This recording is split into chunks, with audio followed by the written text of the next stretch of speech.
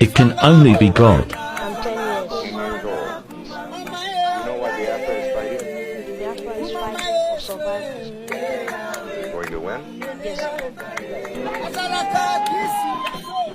His spirit, and that of this tattered army, driven by fear of genocide which may or may not lie ahead if they lose, plus what must be massive ineptitude on the part of the Nigerian army, is the most probable reason that this war on evil now has gone into its third year.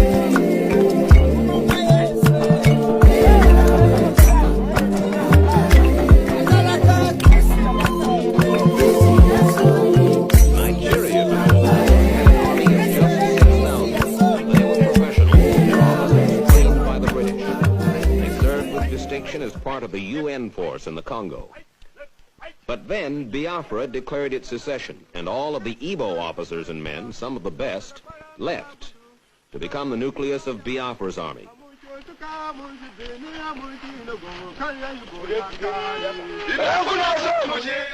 In just the past 2 years, Nigeria's army has exploded to 14 times its original size, to 85,000 men.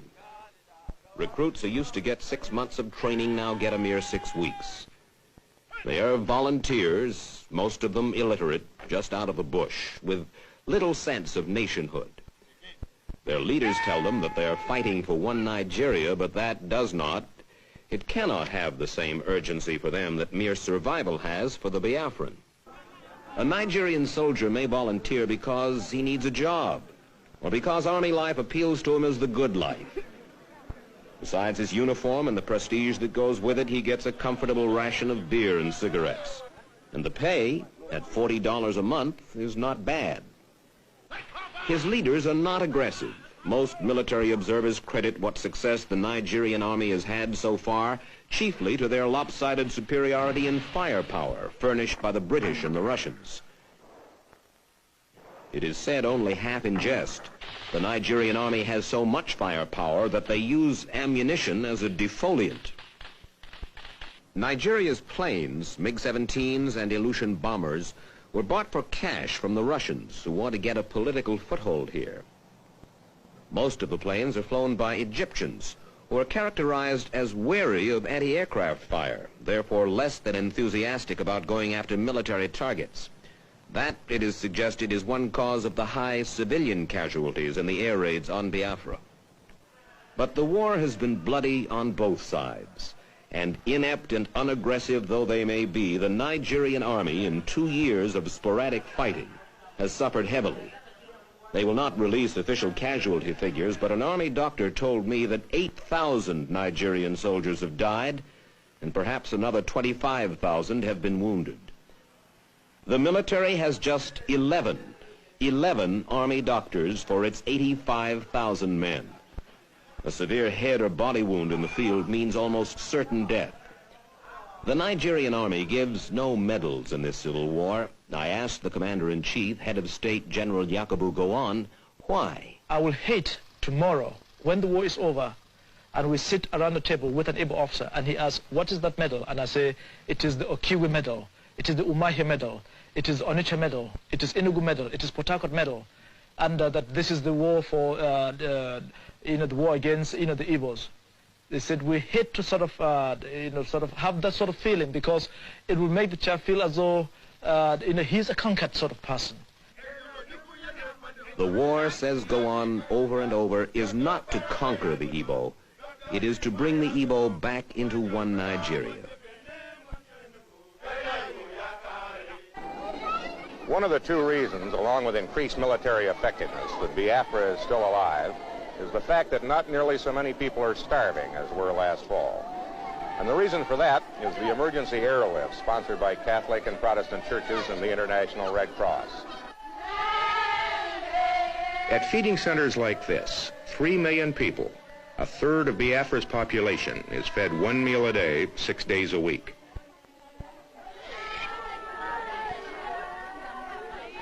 At best, it is a subsistence feeding, just enough to prevent starvation. A ball of cornmeal laced with powdered milk. Perhaps some vegetables, a small piece of fish, and some soup. all handed out early in the morning to millions of people who would have died were this food not flown in nightly to several Biafran airstrips carved from the jungle.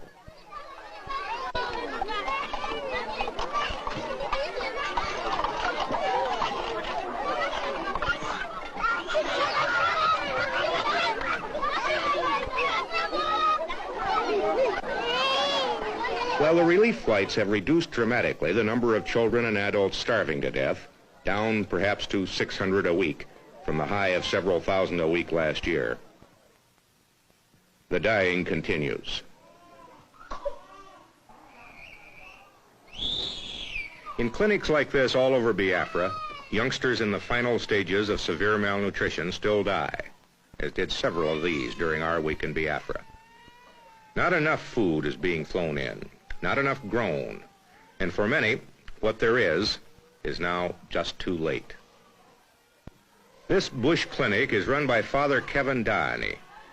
After 14 years in Africa, he and fellow missionaries were ordered to leave Biafra in 1967 by the Irish ambassador. They stayed, as did Protestants of other nationalities, and they, in the main, have been responsible for keeping Biafra from starving to death. How hard has the war been on the Igbo civilian population? How many people have died, would you think, Father? I would think that we've gone into the 2nd million. I am not a statistician, and it's very hard to talk about millions, but I think that it's, according to the experts here, I think that they've gone into the 2nd million. And they have suffered incredibly. And this is the one big argument that I would put forward as one of the reasons why they want to survive on their own and they want to live on their own. They could not have suffered so long and so much without having a purpose. To augment the relief airlift, Biafra has formed a 2nd army to work the land. It is planting wherever it can. Here in virgin territory, where no crop ever grew before, young men employed by relief agencies and the government are breaking ground to plant corn, rice, yams, melons, anything else that might grow.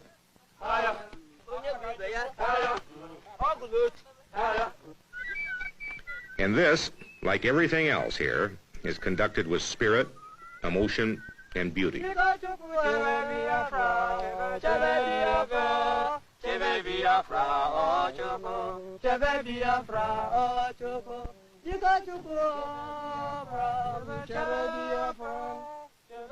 It's clear that as long as this war goes on, the starvation will too.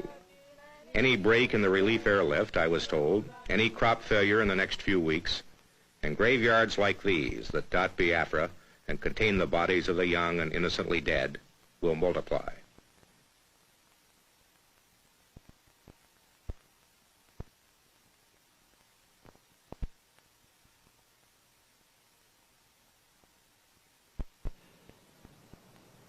There is a bitter irony in this billboard which is seen all across Nigeria.